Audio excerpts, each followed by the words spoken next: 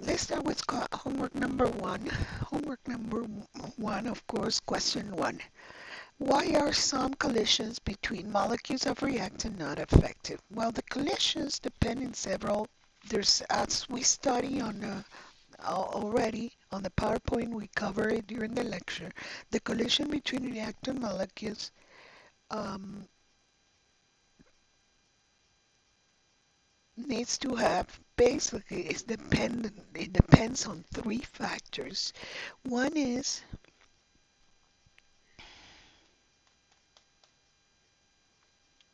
oops, hold on. Okay, here we are. It depends on three factors. One is the alignment. Alignment of molecules. Okay, the angle of collision. Why? If energy is not applied, even even if it's exothermic, endothermic, of course, you need to apply energy. Even if it's exothermic, it needs the activation energy, okay, to start the reaction. And that is to get to a transition state in which the bonds, there is a transition state between bonds forming and breaking. Okay, so if that energy is not enough,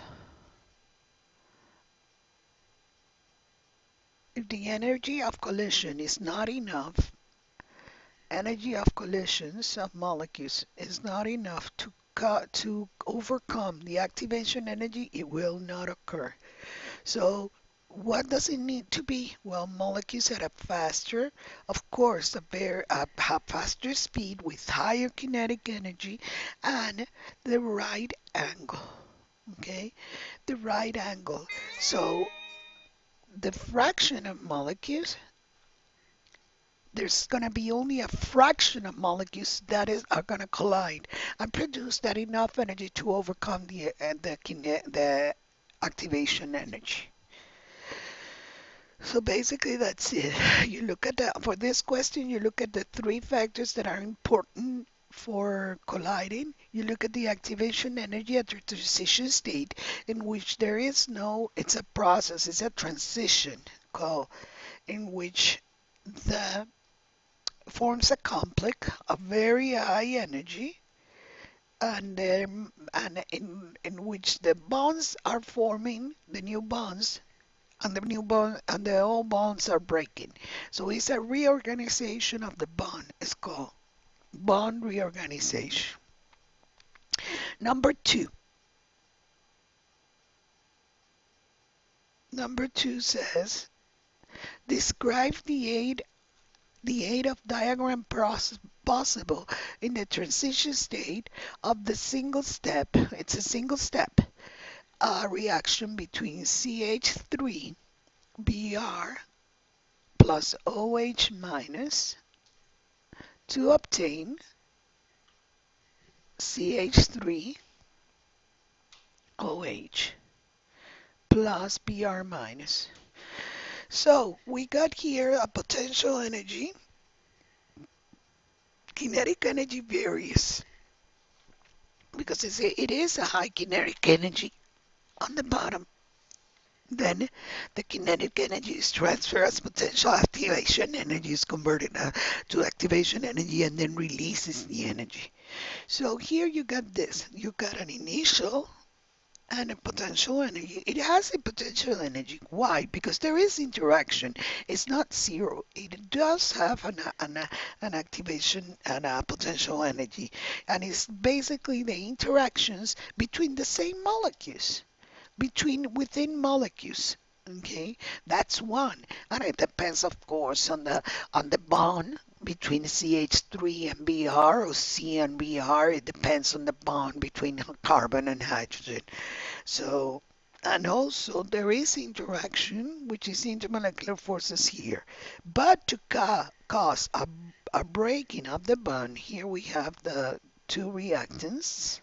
Then we have to get to this transition state in which the activation energy gets here and then it goes down. And let's suppose the reaction is exo. It doesn't say, but what happened here, and this is the time, is the reaction progress. And this would be the HO, CH3, OH plus Br minus. Those are the products. So what happens here? This is the activation energy, i.e. like I wrote it on this. And you got here the CH3, right? You got Br. Well, could it be on the left or right? But this is to the carbon, remember. This is methanol, okay? And what happened with this is that the Lewis structure is OH, and here you have an H, an H, and an H. So that's why you put the carbon here. Looking at the transition state better is the OH and to the carbon.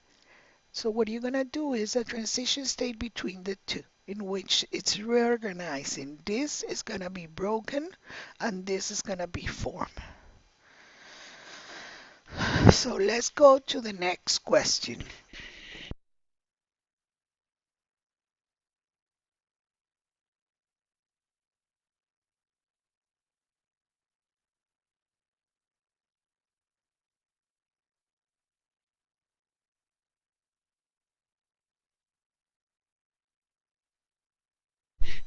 Question number 3. In order to get the charcoal to burn, it must first be heated. Why?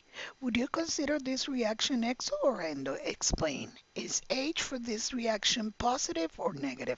And this, by the way, is delta H. So, and this is the enthalpy, the difference in enthalpy. What happened with this progress? Let me diagram for a second this. Okay? Now, here you have the charcoal, which is carbon, and you burn it, right? And you get to the activation energy, and it's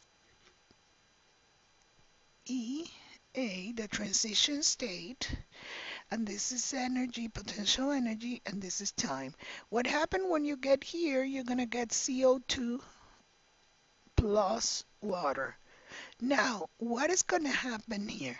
When you burn, this is a combustion. Combustion is exothermic.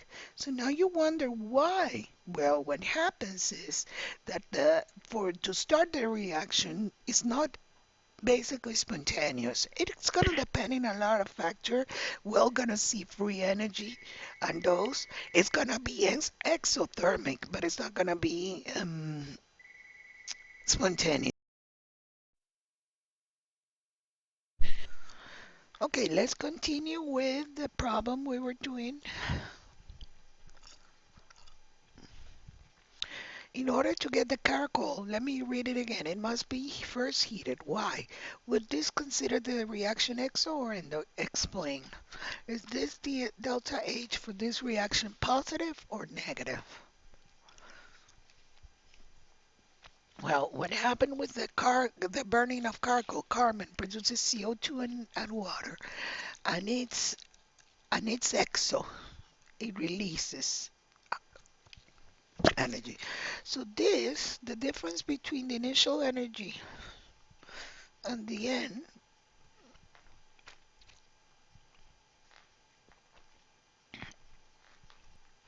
this would be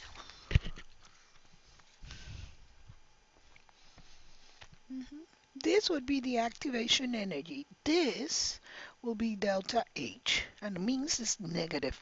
It is exothermic, but you need to overcome, you need to get here, you need the activation energy. Now, to be able to overcome the energy barrier, the activation energy, it needs to initiate the reaction. It needs energy. Now, after, right, after it starts the reaction, then it releases such amount of heat that it's exothermic, and it keeps the reaction still keep on going, right, until all the reactants are consumed. By regenerating that energy, it releases energy, with that same energy is used to break again or overcome the activation energy.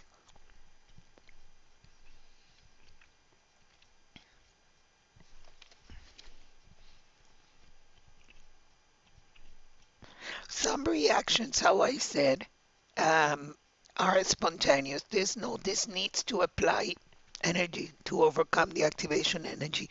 The reason is why when the molecules collide with each other, they're not enough fraction. The fraction is not big enough, because the alignment is not big. The energy um, is not enough to overcome the activation energy. So you need to start applying energy. Once it's applied and overcomes the barrier, then it's going to release such amount of energy and then keep on going until all the reactants are consumed. Now, single step reaction and is reversible. The activation energy is forward is 28.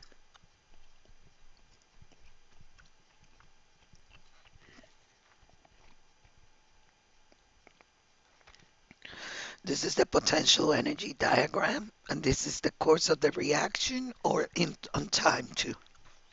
So what happened here initially has a potential energy, how I said, in which here are the reactants.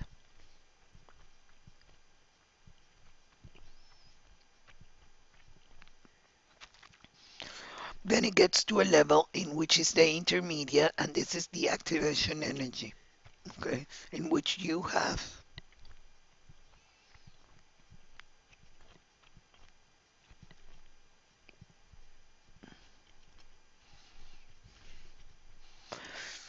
an intermediate. Once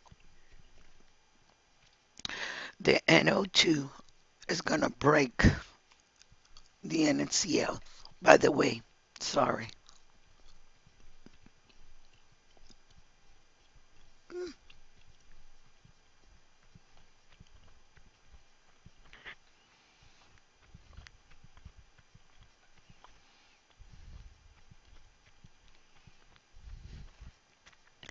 The activation is gonna be this way. So the NOCl is gonna this bond is gonna be broken, and you're gonna produce NO2, and this is gonna be formed, and this is NO.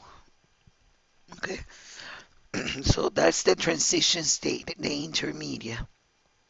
Intermediate. Now here, then it's gonna release an amount of energy, and this is gonna go here, and here you have the NO2 gas.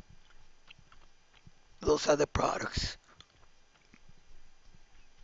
When the reaction goes to competition. So now this it says that is 28.9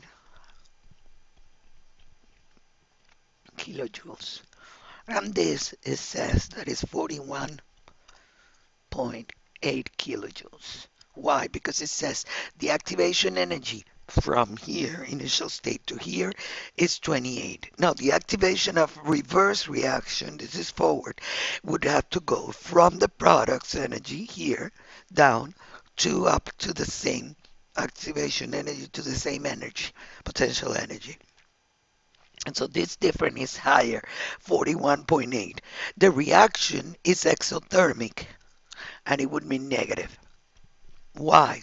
The sign, the magnitude. Why? Because the products are at a lower energy state than the reactants. Always when you analyze the enthalpy and the energy, is going to be the H, the enthalpy, final enthalpy minus initial enthalpy. So what is the final enthalpy? This energy. You don't, in energy is a state of function. So you don't analyze every point, but you do the final minus initial state. So if we subtract the activation energy of forward reaction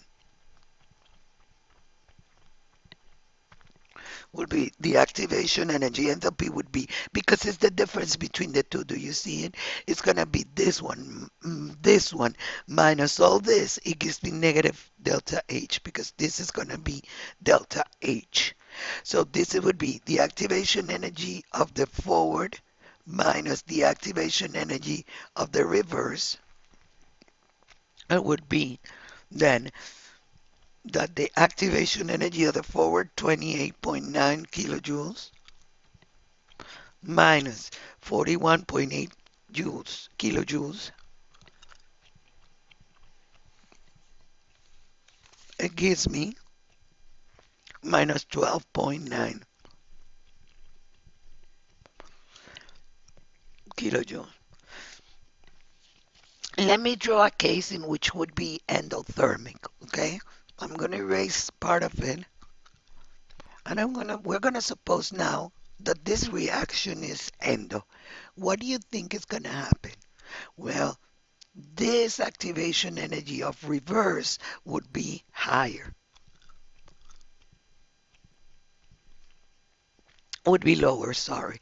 And that means that the potential energy of the final would be higher than the initial. So let's say here you got 20 kilojoule. Now we do the same thing. 28.9. I'm doing it on red, so you know. I'm just making up this part so you would know. And the delta H in this case would be 28 minus 20 kilojoules. It would be positive 8 kilojoules. Why is that I'm putting on red this example? Suppose it's endo. But I already solved it for this problem, which is exo. You see what would happen if it's endo? But this is exo because the forward reaction, that reverse activation energy is higher than the forward.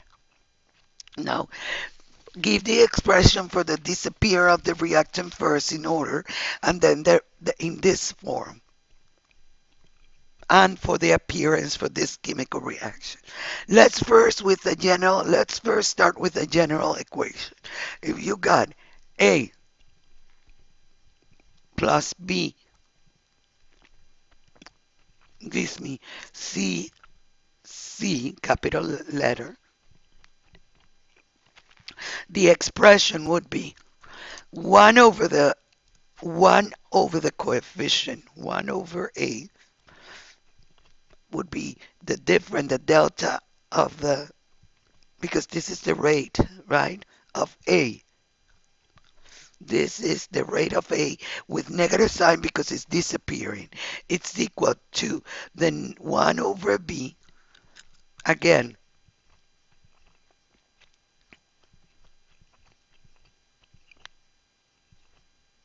okay?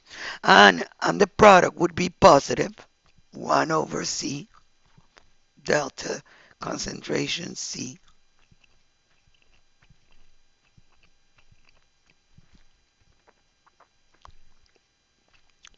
So this would be, let's take it to this chemical reaction now, the minus 1 delta H2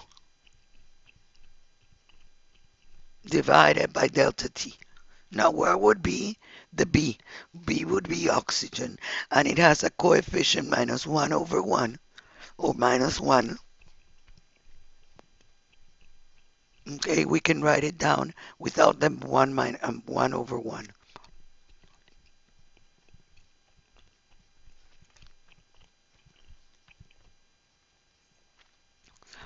So minus the difference in concentration of O2 divided by time, because the coefficient is 1, that's why. Don't forget the negative sign, equals 1 half positive divided by the concentration of H2O.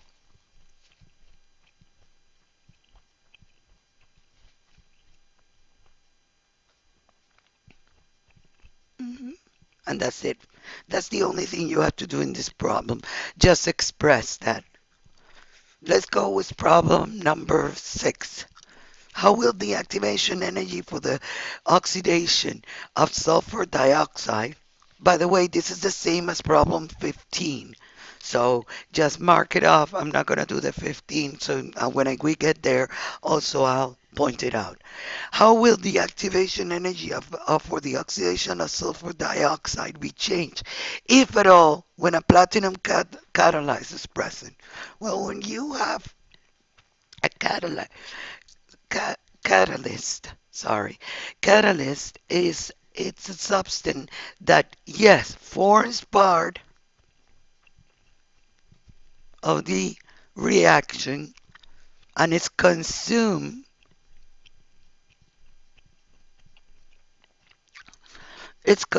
during the reaction and it's regenerated again.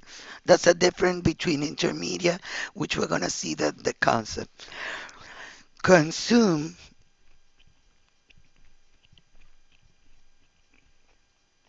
and then regenerate. So what are we going to see here?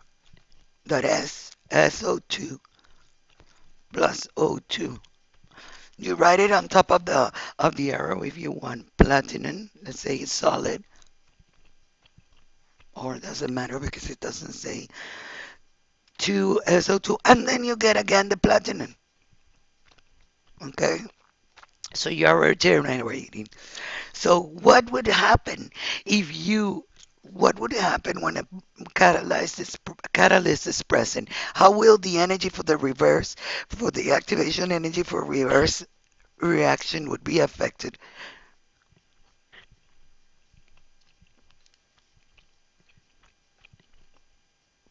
Well, if you add a catalyst, the forward reaction will increase. The reverse reaction will increase also. Okay? Because what is happening, the catalyst lowers the activation energy. If you lower the activation energy of forward, when you go back also, it's going to be lower. So enthalpy would be of the oxide would be affected for the how will the internal energy, how will the activation energy would be affected. The this wouldn't be changing. What changes is the activation energy. So if you got a graph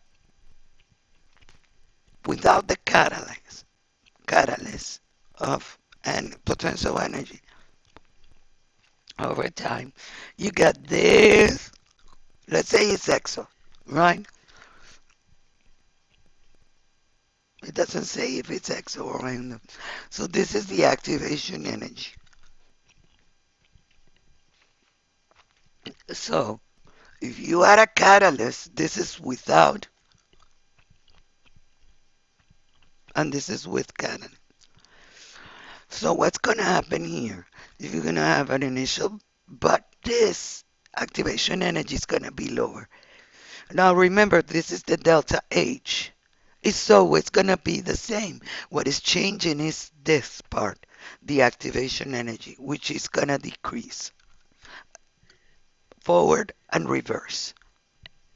Of course, if you lower this curve here, if the activation low is lower, this is gonna be smaller and this is gonna be smaller, but the difference between the two is gonna be the same. Now let's go with the next question, 7. Identify the reaction intermediate catalyst and overall stoichiometry for the reaction for each of the following mechanism. So in the A, let me write down here the overall reaction. First of all, let's add them. This and this cancels out. So we're going to have this and this cancels out. So we got 2H2O right at the left. Gives me 2H2 plus O2. That's the overall reaction. Now, which is the catalyst? The one you use here and at the end it's regenerated. So it's I minus iodide. And which is the intermediate? The one is the opposite, is the one that is being produced and then it's consumed on a second step. And so this is the intermediate, this is the intermediate, this is the catalyst, and this is the catalyst. Now let's look at this one too.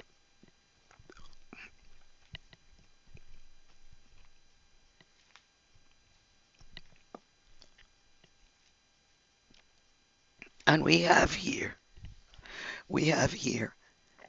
NO2, O3, O2, O, okay, O and O,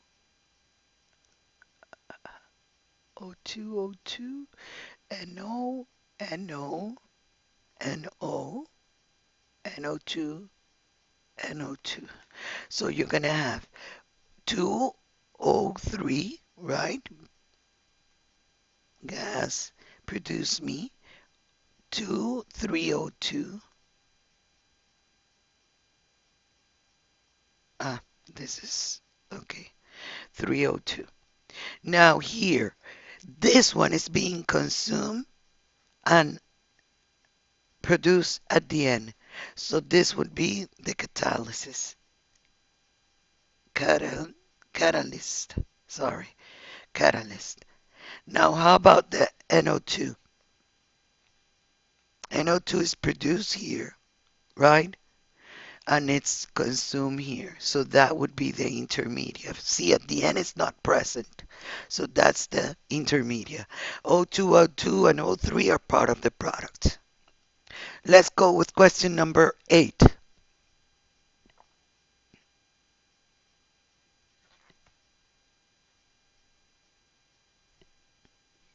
8. For pH 3 gas plus P4, well, phosphor trihydride. At a particular point during the reaction, molecular hydrogen is being formed at the rate of 0.1457 molar per second. It's concentration divided by the time. At what rate is P4 being produced? Well, it's the geometry. And if we write the rate, let's write the expression that it was on the question, the first question. Remember on question number 4, I think. And let's write it down. 1/4 minus 1/4 of the delta pH 3, right, divided by delta T. We're writing just the expressions of the rate equals, right now, positive 1, this is 1 because it's coefficient 1, P4 divided by delta T equals plus 1/6 concentration of H2 divided by time. Now, this is the rate of pH 3. This is the rate of P4. And this would be the rate of H2.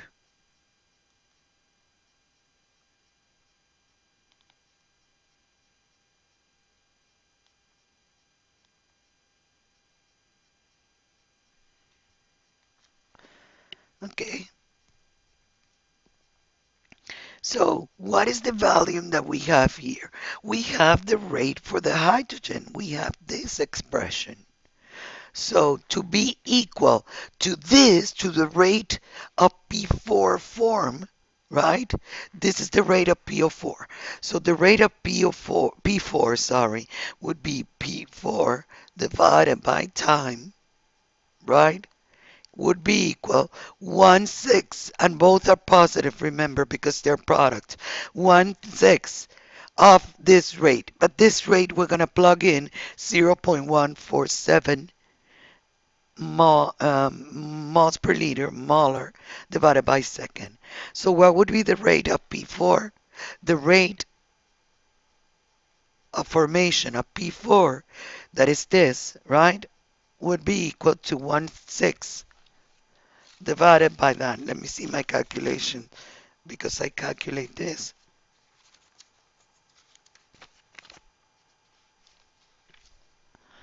Oops.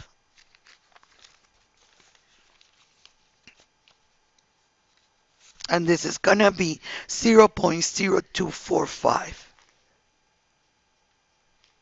0.0245 meters and molar per second. I'm talking about velocity. Now, what the other question is, what rate pH 3, right, would be consumed?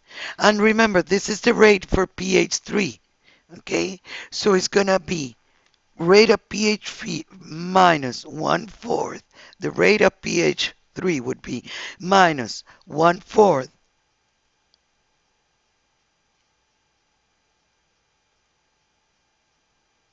right?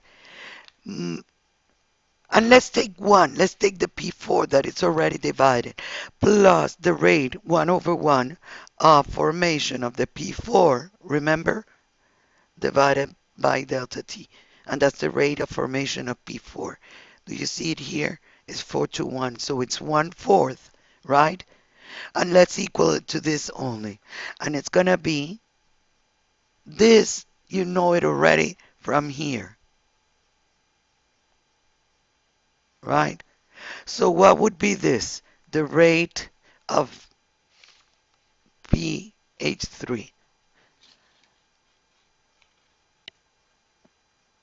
consume of consumption.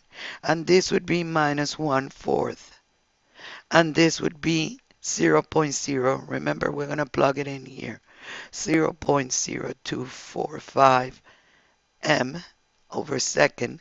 So we multiply this by 4, and it's going to give us rate of consumption of pH 3 would be 4 times this, because we cross multiply 4, and that gives us that the rate of pH 3 would be equal to 0. Minus, don't forget, I forgot, because this you multiply by minus 4. Okay, this has a negative sign. Minus 0.0980.